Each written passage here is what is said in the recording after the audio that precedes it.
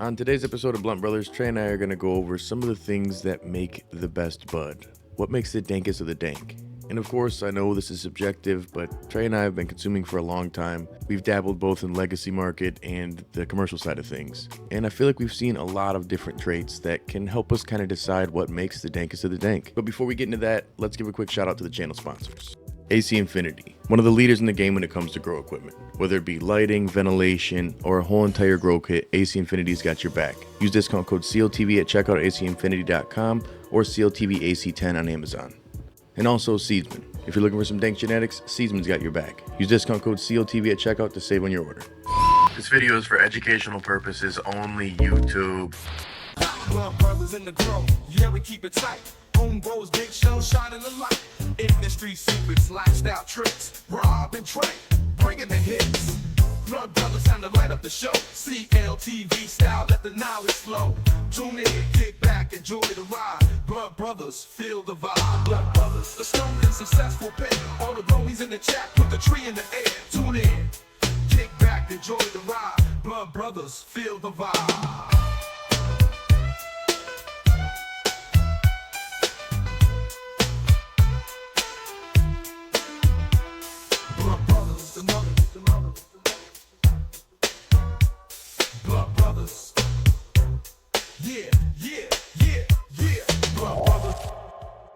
Perfect bud.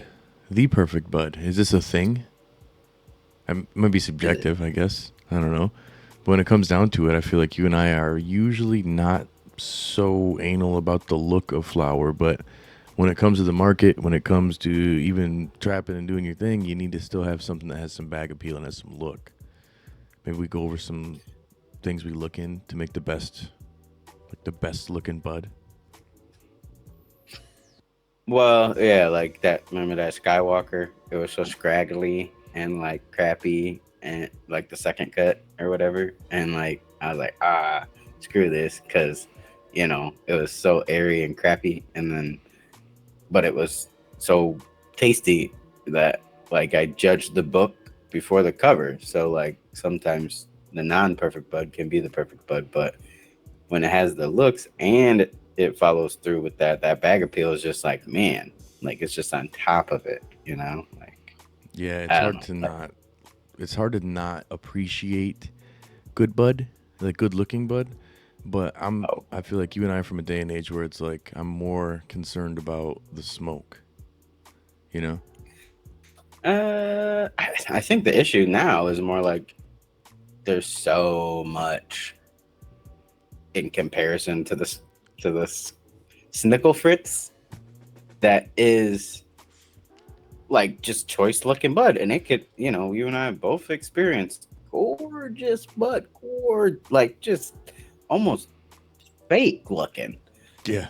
And it might have been because it didn't have any body past that, so I feel like when it has like that, I love a Technicolor rainbow bud, like a good contrast and like the purple hues to the green leaves to a little bit of that orange that pops because you have those other colors present on the bud. And obviously what accentuates any color or all color in that description is any kind of enhanced trichomes, that help just bring that gloss. Because like a purple, what I love is like some stuff that I'm currently harvesting is like that like blue silver shimmer that you get when you combine, that layer of trike with that undertone of purple and the henna green.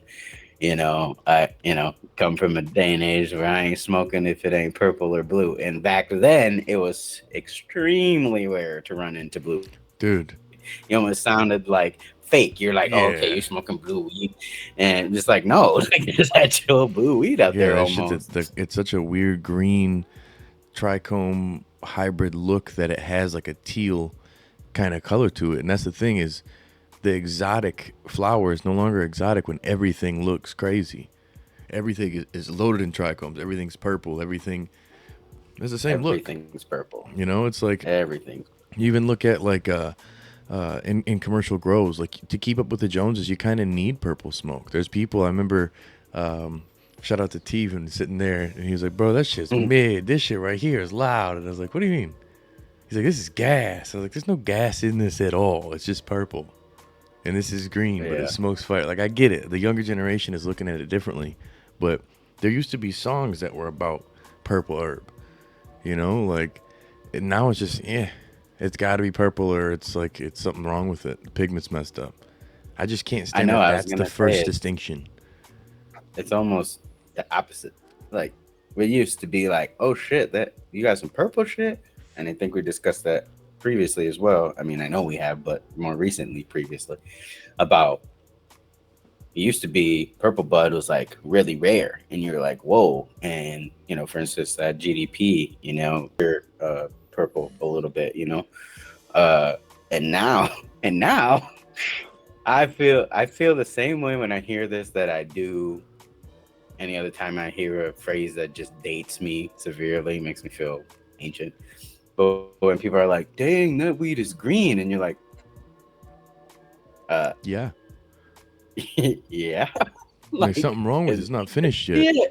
It's like No, it's like, is it, you got a problem? Like, well, yeah, it's green. It's that's good. yeah. Like, weed was green, like, and it was brown, and it was yellow, and it was orange. It was all sorts of colors before it was purple.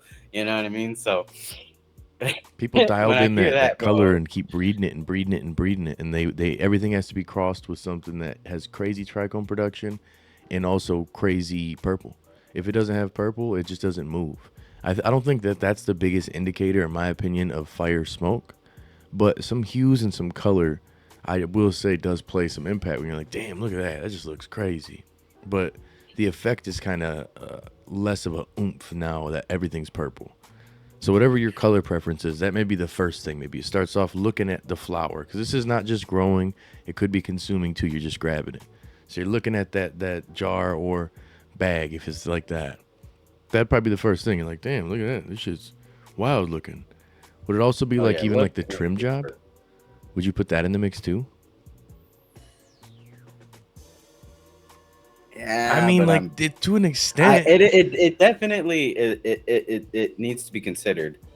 But then I always think you think the first thought, and then I go, well, but I'm biased because I'm a home grower and I get lazy with my trim because I'm gonna smoke it anyway. Like so, it goes into that. But then you even have it in the market where sometimes you will come across bud that either they're using a machine trimmer and they're just not getting that up on it, or they potentially have a trim team and they're just lazy or they don't know what they're doing or whatever it may be. Maybe it's at a lesser cost because of whatever, you know. There's the over These things trimming and come under into trimming. play. There's a fine Yeah, I mean, balance. yeah, but I think that goes scale or home grow because you got to think we've talked about it before where you leave your buds a little snarly too, and Oh, a sometimes little it's hippie like trim, not like a it's dirty hippie it's trim, no, but I'm talking about but like a sometimes electric we've left forest hippie buds trim. because it contrasts well, or it's so sugared out that it's like, why would I strip it? You know what I mean? Why would I take it off of there? It's not a decayed bud.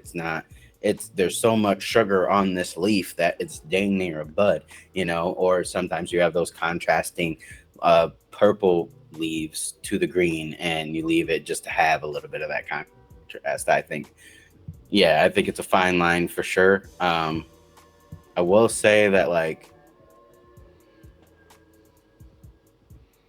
I don't like an over shave of a trim. So I Yeah, almost rather that's what I'm have a saying. That little bit tumble that I have trimmed. to pick away than I do like you already did it for me, you know? That's exactly my point. Like I would rather take it home and clean it up myself than somebody just going past it and damaging all the trichome heads and really making it so it's like just tumbled bud. When you look at a lot of machine trim flower, it's often too trimmed. And you can go like a little light. I remember it depends, it really depends. I've seen before I can't remember the commercial grow. One of the places we went to, they had a trim machine and like the flower didn't look too over trimmed. They hand trimmed a lot, but there was other stuff they would use a machine for and it wasn't bad. But then there's different cultivars that really don't need that. You know what I'm saying? Like you don't need to get that deep into it. And if you do, you risk overdoing it and making it this super rounded weird looking flower that doesn't look natural. You know what I'm saying? Yeah, I mean, and certain cultivars aren't going to play well with certain automatic trimmers. Some are going to play, and it's knowing your trimmer too. Like even us, or for me, learning like the Triminator. You know what I mean? And how it work, would work with Forgot about the certain Triminator. genetics, and wouldn't work with other genetics. You know what I mean? I have, I've done a bowl trimmer a time or two. It's been a long while, but I mean, I'm still stuck doing. You should have Unless I fucking want to go reminded me, get bro, them. to bring you that bowl trimmer. I got that bowl trimmer. The AC Infinity one works great. How much flower you still left to trim? Quite a bit. Yeah. Remind me. But it's dry. Well, tomorrow morning I got to go to the new place, so I'll pop by. Let me know. I got to be there at 10. So I could just come drop it off. Well, I'm not harvesting for a while yet. So yeah, you could borrow that. Like, depending on the trim machine you're using. Some trim bowls are good, most aren't. Some trim machines are good, most aren't. That Triminator was one that was ahead of its time, in my opinion, but the price point wasn't realistic. It's good for a commercial grow, but home grow, if you're trapping. It might be less now, but yeah. For me, though, like... We got it for free.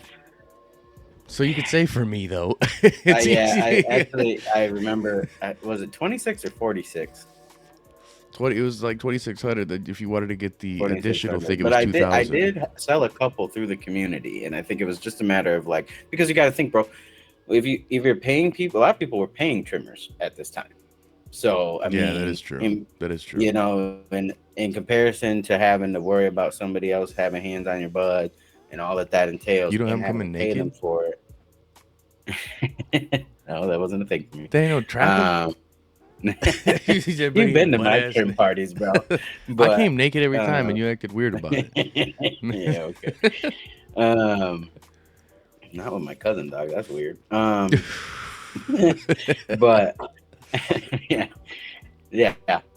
For me, but again, it's only a value to you if it's saving you something in return. So yeah, Triminator definitely not necessarily the most approachable trimmer out there for everybody.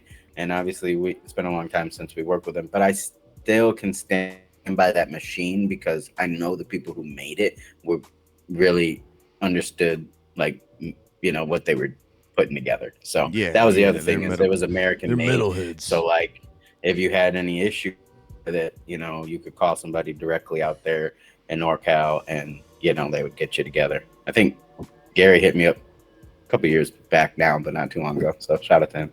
Oh yeah. Yeah, I think, the bud structure is a very important portion, but then you're looking at the trichomes, and some machines will rip those motherfuckers right off. Some won't, and then in that case, then if you got something that's iced out, crazy pretty, also has the color to it, and the bud structure is decent, you're starting really strong. But you and I both, I feel like, have a very similar focus on what we like, and that's usually the terps. So for me, it's like I could smell it through the bag, or else I'm gonna crack the bag. Like before we even get far, like the perfect bud structure, I want to get the smell on it though. Now, does that for me? I'm answering the question already. I already knows. For you and I, usually the smell will bypass the look, but it becomes the perfect flower when all of a sudden you got like a gorilla breath situation where you're like, damn, look how pretty that looks, and then you crack it open, you're like, whoosh, fire! Like how are you so pretty and so dank? It happens. There is some out there like that, but to hit all of the marks is wild. Now, is there any you could think of in the past besides the one I just mentioned that hit those marks, and then also with the nose came through? I mean, I'm gonna sound repetitive for those of you who last watched something like that, but the Wi-Fi. Wi-Fi. I just watched that Grow series back over again over on when I was streaming on Twitch, just because somebody asked me what my favorite strain is or something like that, and I don't mean to cringe when I'm asked that question, but it's a hard one to answer. And I don't really have a favorite, but man, that Wi-Fi, like I was talking about it on the video, like it's the right internodal up there. spacing, it's right up there. It was extremely pretty. I mean, that bud shot that I got of that one of the buds in that grow at the time is what we used for the banner for Elevated, because it was just such a pretty bud, just sitting there smacking you in the nose, not only with terp but trikes and weight and density and all Where this. the hell did we So get that from? I forgot about that. Who the hell did? Sid, Was it really? A little and I dirt got bag. sour apple and Wi-Fi from him, and that was an original sour apple, bro. That was a Sydney 99 crust to a sour diesel. But I was so enthralled with the Wi-Fi that it was just like, oh yeah, then there's a sour apple too. You know what I mean? And I remember the So, sour apple was like how you were with, for me, with the Headbanger and the Scooby Doo, where the Scooby Doo was more of your focus, and for me that sour apple hit, and you were just like meh, and eventually it was just the Wi-Fi. But the Wi-Fi had the peppery, spicy funk, but it had the look, it had the density, it had the leaf to bud ratio, it had the trichome production, and then it had the smell, and it had the flavor, and it had the effect. Like it was damn near the perfect bud. The fact that we let it go, we're idiots.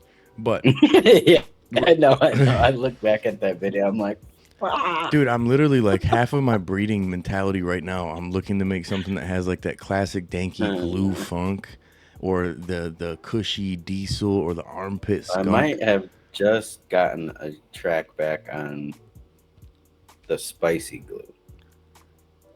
So Not the not the fire Gorilla glue. Breath, but the spicy glue, which I really like the spicy glue. Yeah, yeah. So, yeah, I just got word that guy might be getting out of the game, and my homie was like, "You want me to get you a cut?" And I was like, Yes, yes, yes. Like, why did Gorilla Breath guy let it die? I found it too. Gorilla Breath is Humble Seed Organization, not company.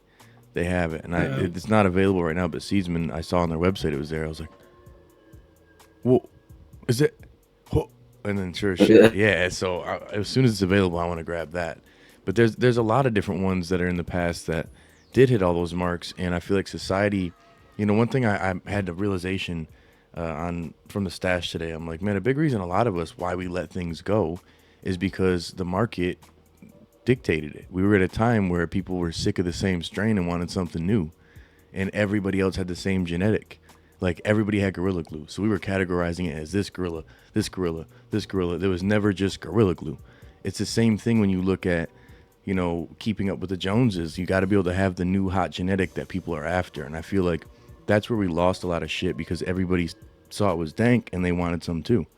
Or those of us like you and I who are cool with each other, we're giving cuts out to motherfuckers left and right, and they become competition kind of. And it's like, shit, I need something different. I'm gonna pop some seeds and find something, and then we lose what was hot, And now we're in a day that we're hunting again, and I have not been that impressed. A lot of things are just watered down. It's a lot of it's decent, but it's not like, bro, you gotta try. I can't remember the last time I felt like I needed to hit you up to try some smoke.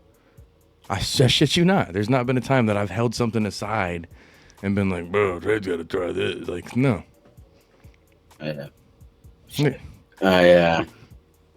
Well, I think that Gorilla Breath could be a Gorilla Breath, but it also could just be a Gorilla Glue. You know what I mean? It could have very well been one of those things. You know what I mean? We were in the day and age then. Even when we were named. talking about the Wi-Fi and we were like cut only, and like somebody was asking, or somebody was telling me in my chat on Twitch that they're like, oh, well, the white, and at the time we didn't know what that was. That white but fire OG.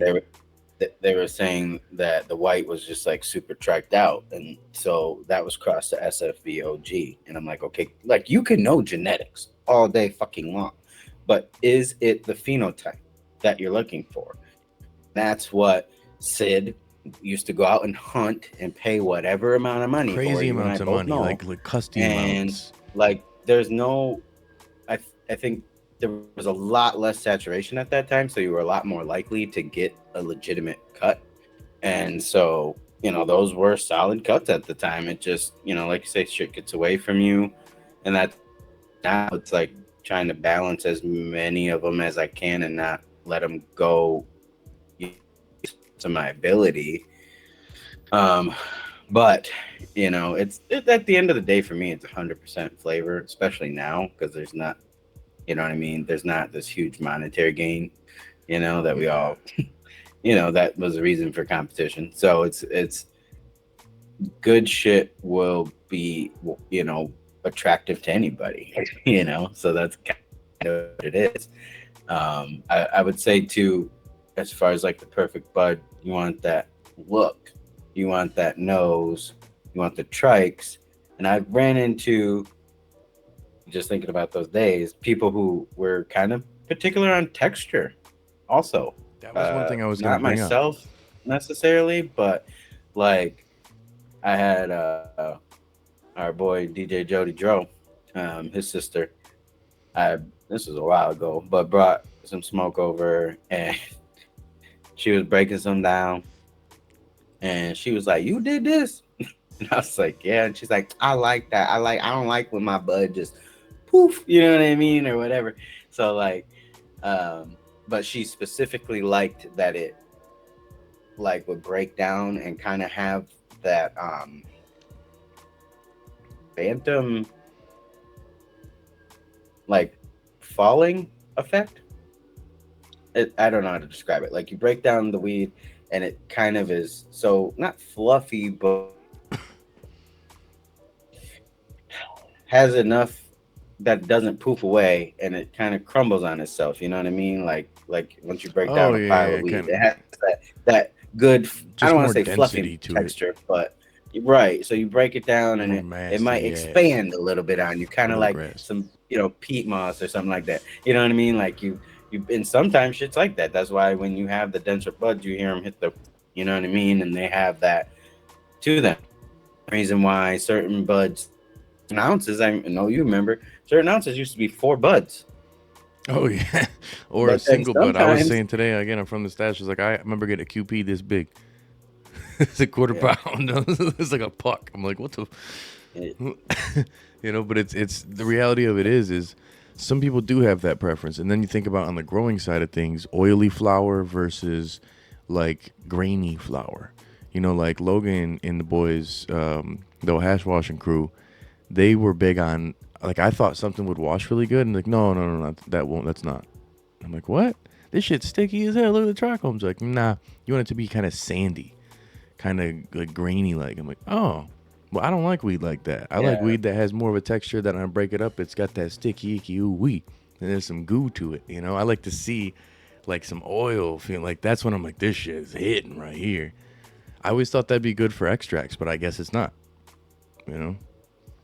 mm, Yeah, so it's like it yeah. depends I on what mean, you're looking for. I feel not everybody's gonna have the same preference overall, but when it boils down to it, you got to be able to have something you know what you're looking for, or you're gonna just keep spending money on genetics or from your homie or from the dispo or some random fucking cat you just met. I feel like you need to figure out like your criteria for good bud, and of course you take what you take. I remember before you never asked what they have; you just say you got anything, and it's cool if it's something good. But it's like we're still at the day and age now where you get kind of fed that. You go to the dispo, they tell you it's this genetic, it's not. You order some genetics, they say it's this, it's not. So you kind of have to know your criteria of how you're going to find good flour, in my opinion. yeah, and everybody, it's all going to be subjective, right? But these are obviously things that in this day and era of cannabis, like, are the things you look for. I would assume, you know what I mean. Yeah.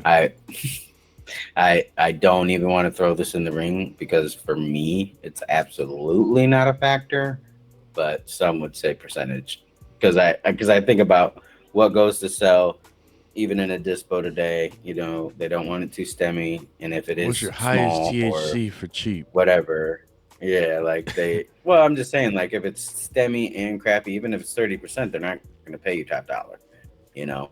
And same thing in the streets, you know what I mean? But again, like the homies, uh, over Weaver, their runs never are big buds. They're actually Yeah. kind of dark, you know what I Yeah. mean? So like, but they're still flavorful. They're still fire. Yeah. It's just like I'm not really like the bag appeal on it ain't crazy, but like I'ma still smoke it because it blows good. Like Yeah.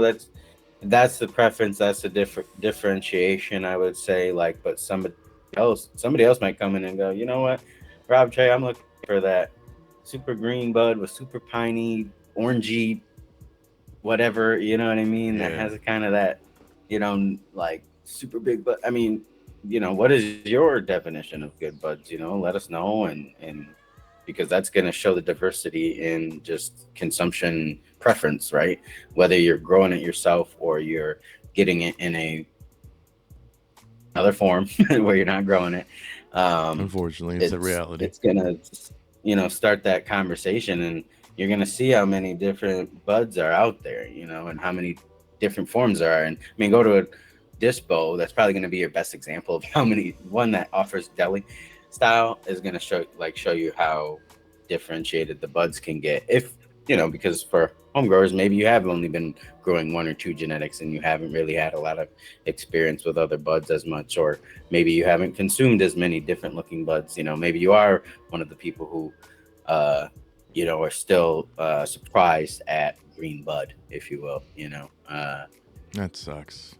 But it just is a thing, man. It's a thing. It'll definitely let us know below the comments. I felt like ashamed, bro. They were like, that bud is green. You're like, it's still good. Smell it. Don't look at it then. I know. It's like, it doesn't matter. I'm gonna put it in this blunt and you tell me what it's like, what color it is. But you and I have talked about that. Like, there is such a thing as not pre-roll bud, but like shit that smokes way. Like, I'm gonna bring it to you in a blunt already. Yeah, like it's already. What used to be called blunt weed.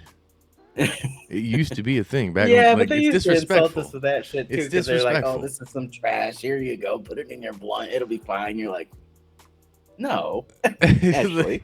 like I just like the taste of tobacco. Like, kiss my ass. Like, what do you think this is? No. It needs to be good smoke. It needs to be even better smoke so I taste it through the wrap. Right. That's it's a higher level than your little glass like piece. A joint paper is this thin. Yeah. Like, you could taste anything off of that. Blunt paper is like, obviously we smoke Dutchess, or he doesn't anymore, but I do. Sometimes I got some Dutchess right now. I'm in between. I got the colorful ones. Anyway. Oh, the LGB ones. they had them for the whole month. Nobody bought them, so they're still fresh. How do they taste? They got a different taste? Heck, dude.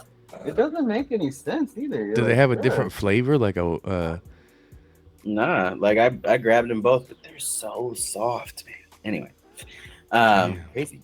Now I'm gonna have to get it. Anyway, it's thicker than a joint paper, or a paper, if you will, and like weed has to try even harder to come through that thick of a paper, that much of a I've been trying to 2 tell these layers versus 1.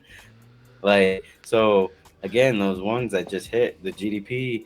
The Gorilla Breath, the Wi-Fi, I know you don't like it, but even the Orange Age, when you're smoking it, you know what I mean? Mm-hmm. Like the headbang ones, those terpenes that are even the sharp cream pie though.